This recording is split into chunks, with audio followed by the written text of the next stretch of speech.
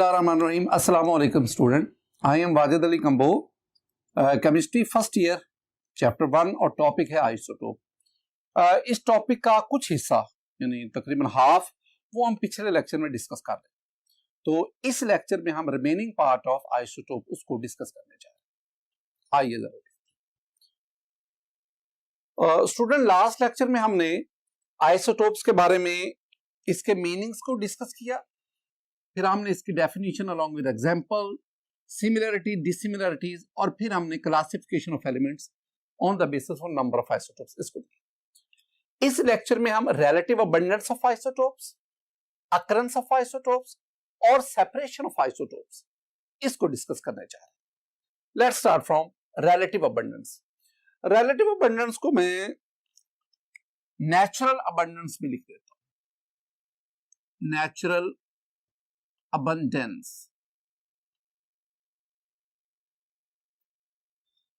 Student इसकी definition पे आने से पहले जरा कुछ चीजों को समझे। मेरे पास ना ये कंटेनर है, फर्ज करते इसमें नियॉन गैस है, नियॉन NE, नियॉन एक ग्रुप जो 8th है उसकी inert gas, noble gas. These are various atoms of neons। हमने कहा था कि नोबल गैसेस के एटम्स ही मॉलिक्यूल कहलाते हैं because they are stable. These are various atoms of neon। Neon is an element and these are atoms of this element। अब इसमें देखें, नियॉन के ना 3 किस्म के एटम्स होते हैं, नियॉन 1020, नियॉन 1021, नियॉन 1022। तीनों का एटॉमिक नंबर 10 सेम, लेकिन मैस नंबर डिफर कर रहा है, लिहाजा ये तीनों एटम्स जो हैं they are isotopes of neon, isotopes of neon. तो neon is triisotopic element, it has 3 isotopes. अब ना आप देखें, आप इनमें से काउंट करें कि इस किस्म के आइसोटोप कितने हैं, इस किस्म के कितने हैं और इस किस्म के। अगर हम इसको निकालें तो हमारे पास आएगा कि ये जो पहली किस्म के आइसोटोप्स हैं जो रिलेटिवली ज्यादा हैं, ये हैं 90.92%। ये जो दूसरी किस्म के ये हैं हमारे पास 0.56% और ये 8.82%।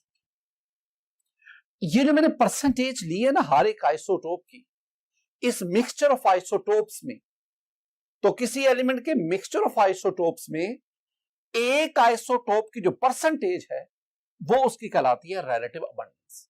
So the relative abundance of this isotope, I mean 1020, is 90.92, 1021.56 and 1022 is 8.82। तो इन चीजों को आपने इसी से हम इसकी डेफिनेशन निकालते हैं। डेफिनेशन में मैं लिखूंगा the percentage of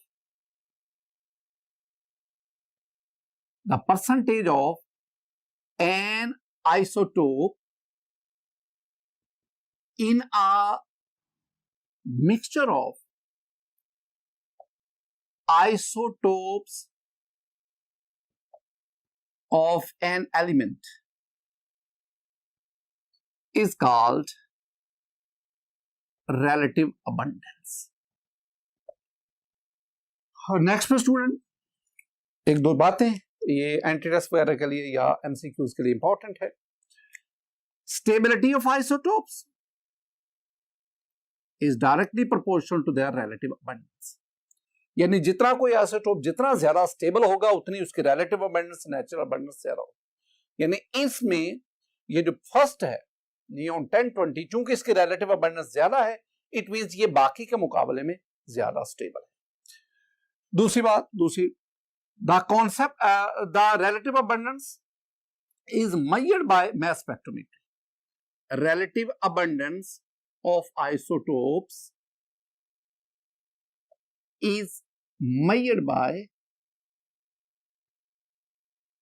mass spectrometry। ये आपसे ना स्टूडेंट, ये आपसे एग्जाम में एमसीक्यू पूछा जाता है और उसमें जो ऑप्शन दिया जाता है ना वो ये मास स्पेक्ट्रोमीटर है कि हम रिलेटिव अबंडेंस किस मेथड के जरिए मालूम करते हैं। तो आंसर है मास स्पेक्ट्रोमीटर। एक और चीज, लिटरेचर में जब हम किसी भी एलिमेंट की प्रॉपर्टीज लिखते हैं तो हम उसके उस आइसोटोप की प्रॉपर्टीज लिखते हैं जिसकी रिलेटिव अबंडेंस सबसे ज्यादा। यानी अगर आप हाइड्रोजन की बात करें, प्रोटियम, ड्यूटियम, ट्रीटियम, तीन उसके आइसोटोप्स, तो हाइड्रोजन की जो प्रॉपर्टीज लिखी हुई है ना वो प्रोटियम की प्रॉपर्टीज है, क्योंकि प्रोटियम की रिलेटिव अबंडेंस ड्यूटियम और ट्रीटियम के मुकाबले में ज्यादा। दूसरी चीज हमारे पास आ गई वो है occurrence.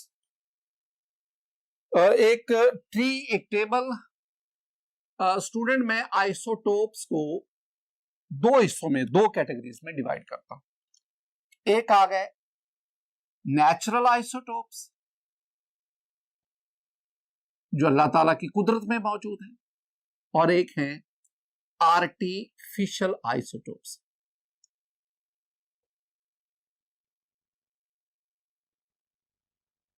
which are prepared by nuclear disintegration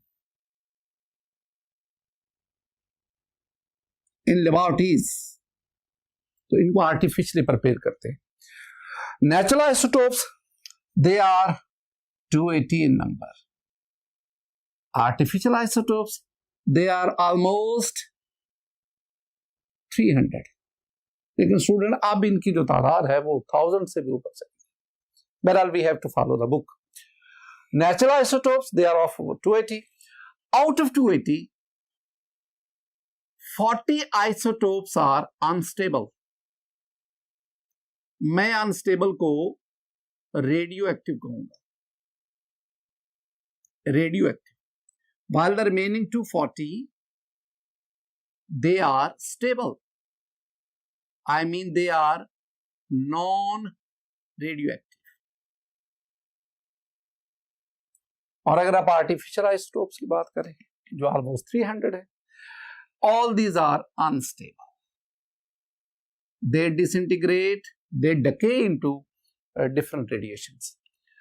ये मेरे पास इनकी। अब ना स्टूडेंट मैं आपको ना 4 पॉइंट्स याद करवाना चाहता हूं। पहले 2 पॉइंट्स का ताल्लुक एलिमेंट से है, उनके एटॉमिक नंबर से है, और अगले 2 पॉइंट्स का ताल्लुक आइसोटोप से।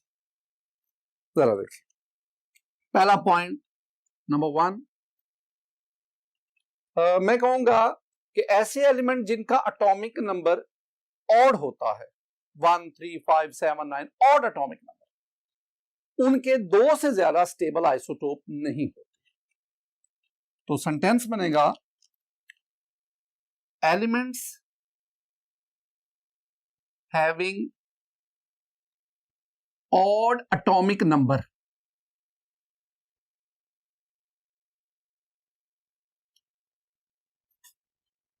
Do not possess more than 2 stable isotopes। इसमें जो याद रखने वाली चीज को समझना, वो स्टेबल आइसोटोप्स। अब एक स्टूडेंट कहता है, वो कहता है सर हाइड्रोजन के एटॉमिक नंबर 1 है, तो हाइड्रोजन के तो 3 आइसोटोप्स हैं, 1H1 है, 1H2 है, 1H3 है, तो इसका तो एटॉमिक नंबर 1 है, ऑड एटॉमिक नंबर है, तो फिर इसके 3 क्यों? स्टूडेंट मैंने कहा स्टेबल। स्टेबल हाइड्रोजन के ये जो पहले 2 है ना, प्रोटियम और ड्यूटियम, दे आर स्टेबल। ये जो ट्रीटियम है ना, this one is radio active isotope. Radio active, radio active mean unstable, ये तो अनस्टेबल है ना, तो मैंने स्टेबल की बात की। आप ना सिल्वर को ले लो, बोरॉन को ले लो, क्लोरीन को ले लो। Silver atomic number 47, boron atomic number 5, chlorine atomic number 17।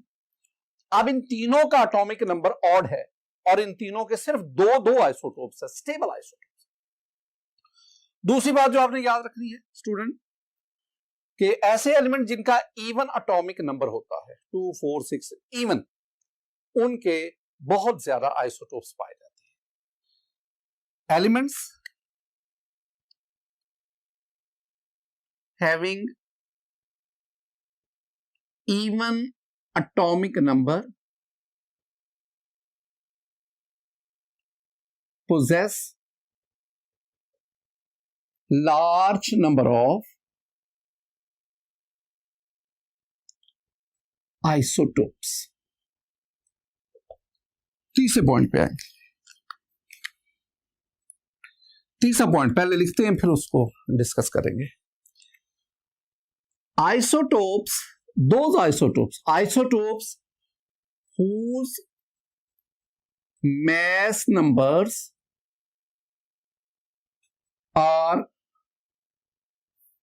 multiple of 4, जिनके जो मैस नंबर है वो 4 पे डिवाइड हो जाते हैं, मल्टीपल ऑफ 4 एग्जिस्ट abundantly। तो ऐसे आइसोटोप्स जिनका मैस नंबर मल्टीपल ऑफ 4 पे डिवाइड हो जाए, वो बहुत ज्यादा बहुतायत में पाए जाते हैं। मैं उनमें से 5 आइसोटोप्स का जिक्र करता हूं। मेरे पास एक आपको समझाने के लिए, याद करवाने के लिए एक टोटका है। ओ मज सी काफी, ओ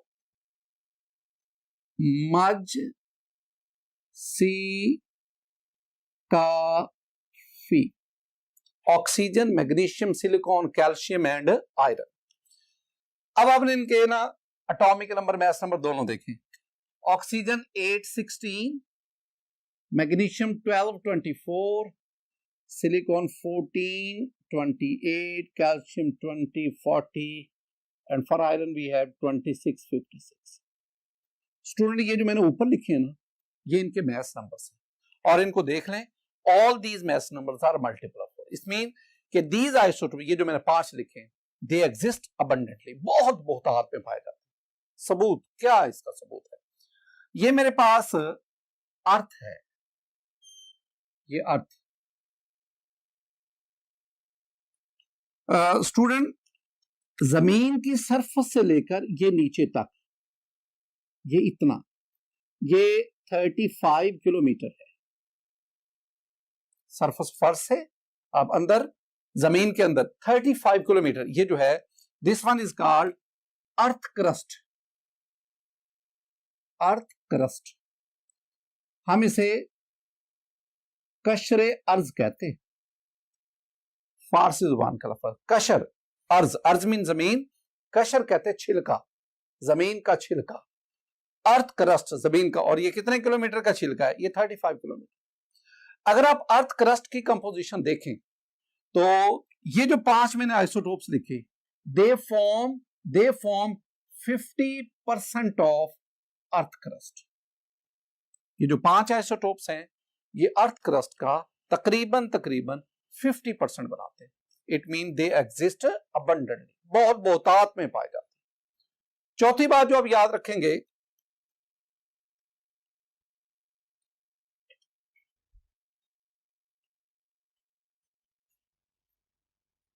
चौथा पॉइंट जो हम पढ़ेंगे उसमें मेरे पास आ गया आइसोटोप्स। ये हमने पढ़े थे कि 280 isotopes.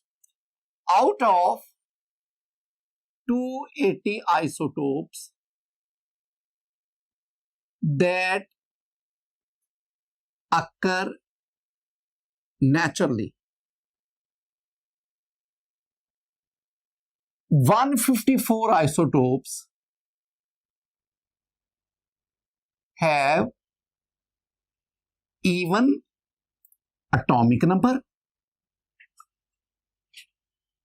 and even mass number.